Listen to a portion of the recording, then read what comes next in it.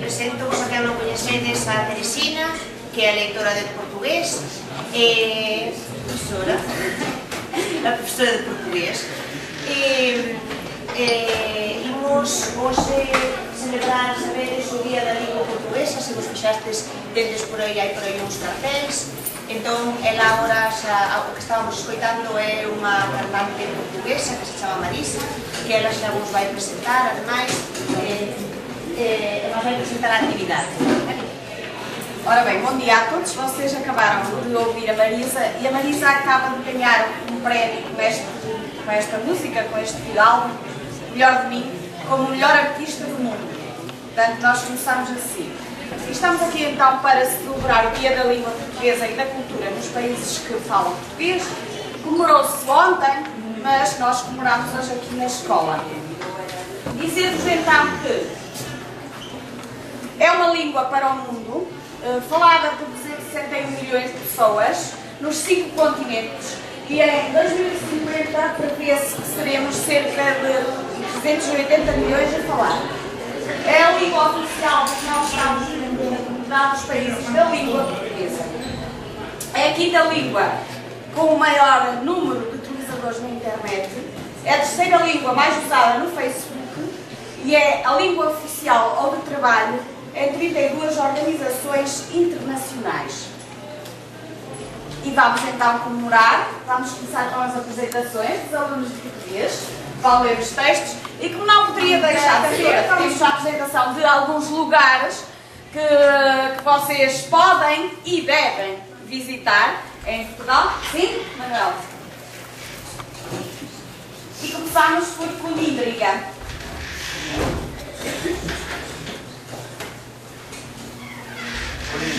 Coníndriga, clasificada como monumento nacional, é a máis ben preservada conjunto de edificios romanos en Portugal.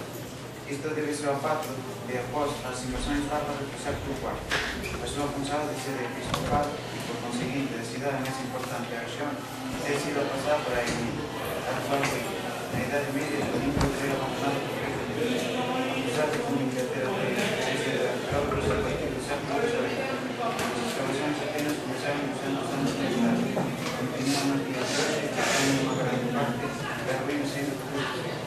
Alguns destaques da Coníndriga são as muralhas da cidade, que eram quase intactas, construídas por a igreja da cidade nas primeiras invasões bárbaras do século III d.C. As fundações das termas públicas permitem ver a construção original destas. As ruínas da vila urbana na primeira metade do século II d.C., com 200 metros quadrados de mosaico de campo independente preservados. Vale também a pena visitar o Museu de Coníndriga, onde estão dispostos artefactos modelos à escala, entre outros objetos encontrados durante as escavações. Muito obrigada.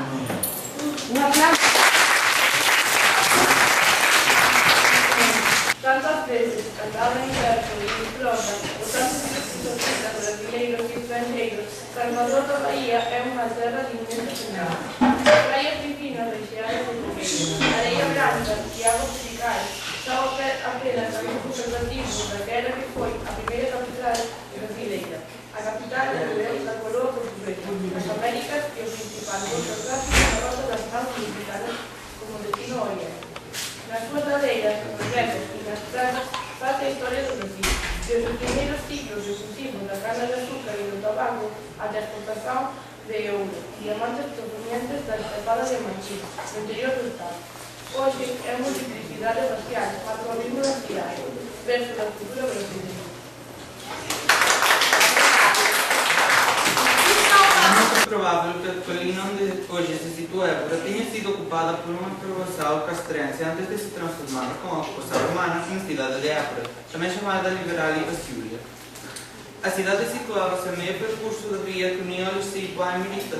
Era defendida por uma forte muralha que envolvia o seu núcleo urbano.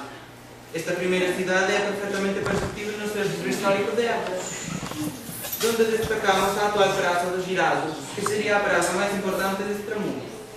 Da cidade romana temos o templo romano, vestígios dos banhos públicos, assim como todo um conjunto de frescos.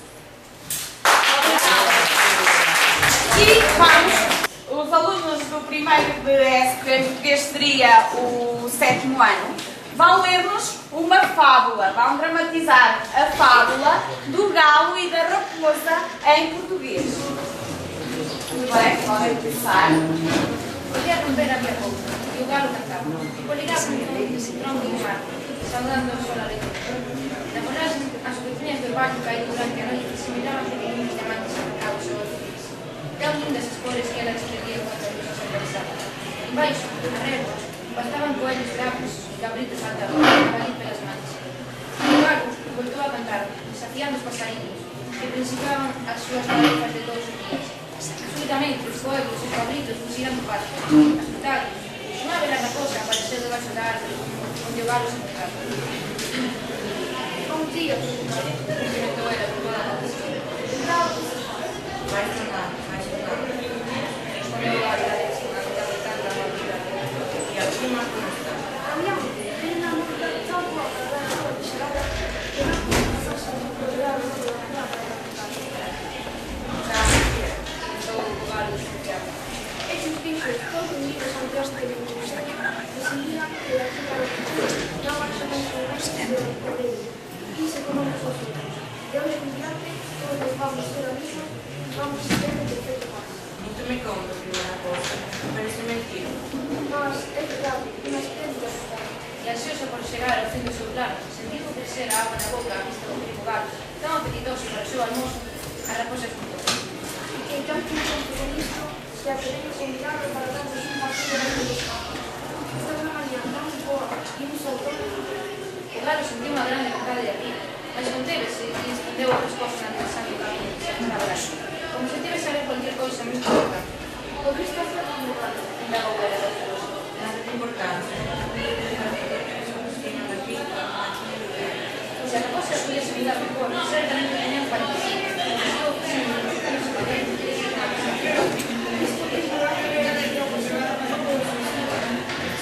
Agora que os americanos estão a chegar, é que se vai embora. Sem me dizer, não do apartamento.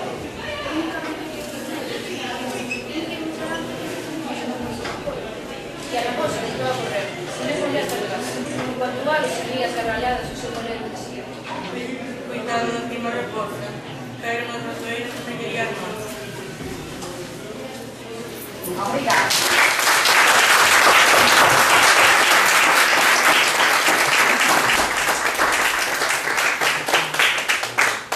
E a seguir à história do galo e da raposa, não sei se eu levou bem, porque a acústica não é melhor, mas quem levou melhor em tudo isto foi o galo, que conseguiu enganar a ardilosa e manhosa raposa. Vamos ouvir um conto que vocês já conhecem, que é praticamente universal, que é o Patinho Feio.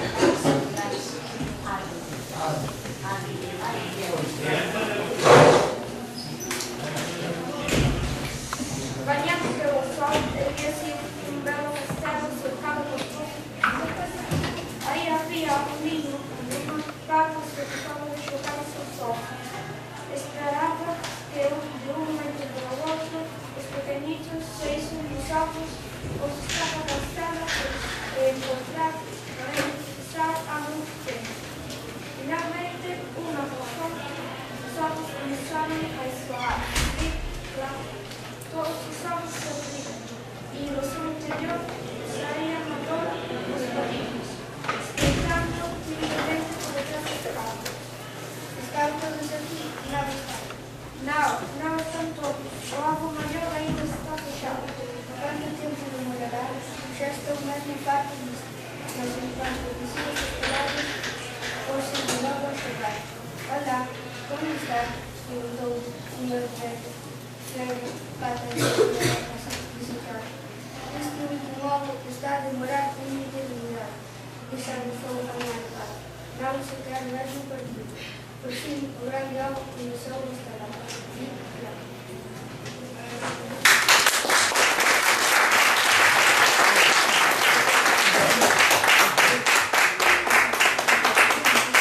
E claro, como alguns professores aqui na escola também estão a aprender português, vamos dar também a palavra a esses professores, e que, muito bem, que eu estou muito contente com eles, e começamos com o Xavier, não é?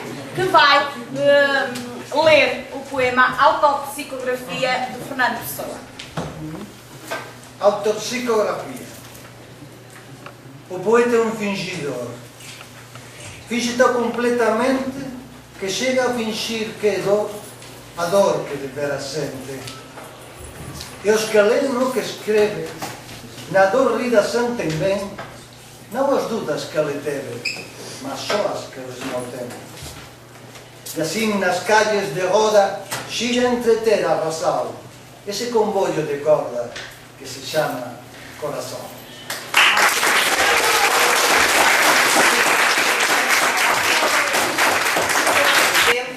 Mudam-se as vontades, muda-se o ser, muda-se a confiança. Todo o mundo é composto de mudança, tomando sempre novas qualidades. Continuamente vemos novidades, diferentes em tudo da esperança. Do mal ficam as mágoas na lembrança, e do bem, se algum houve, as saudades. O tempo corre o chão de verde manto, que já coberto foi de neve fria, e em mim converte em choro o doce canto. E afora este mudar-se cada dia, outra mudança faz, demora espanto, que não se muda já como só ia.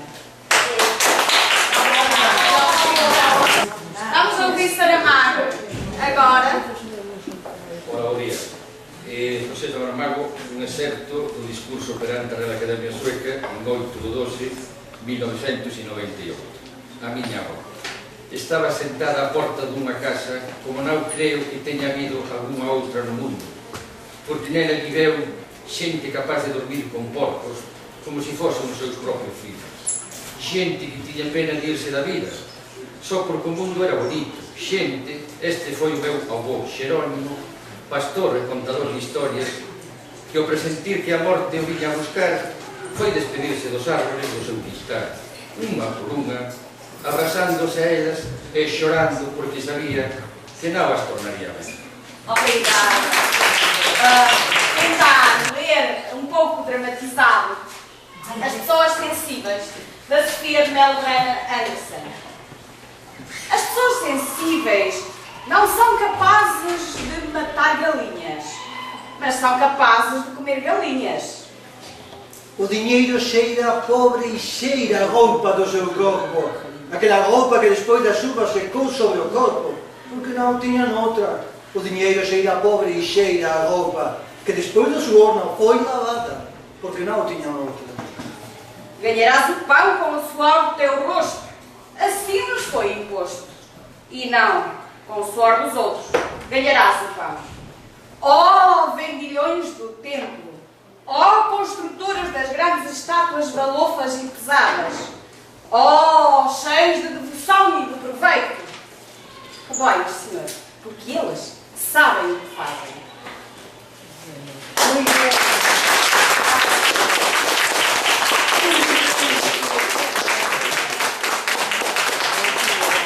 Para atravessar contigo o deserto do mundo, para enfrentarmos juntos o terror da morte, para ver a verdade, para perder o medo, ao lado dos teus passos caminhei. Por ti deixei meu reino, meu segredo, minha rápida noite, meu silêncio, minha pérola redonda e seu oriente, meu espelho, minha vida, minha imagem, e abandonei os jardins do paraíso. Cá, fora, à luz sem véu do dia duro, sem os espelhos vi que estava nua, e ao descampado se chamava tempo. Por isso, com teus gestos me vestiste, e aprendi a viver em pleno vento. O amor que é essencial. O sexo é só um acidente. Pode ser igual ou diferente. O homem não é um animal. É uma cabra inteligente, embora às vezes seja. É agora uma improvisação de um poema de Camões que se intitula Amor é o fogo que arde sem se ver, que ele tinha aí tirado na pasta, mas que não estava para ninguém ler e não está ensaiado nem nada. Mas improvisamos agora assim, com estes alunos que estão aqui disponíveis. Amor é um fogo que arde sem se ver. É ferida que dói e não se sente. É um contentamento descontente. É dor que desatina sem doer. É um não querer mais que bem querer. É um andar solitário entre a gente. É nunca contestar-se e contente. É um cuidar que ganha sem se perder. É querer estar preso por vontade. É servir a quem vence o vencedor. É ter com quem nos manda piedade. Mas, como causar pode seu favor, As corações humanos pensados. Se todo usuário assim é o mesmo homem.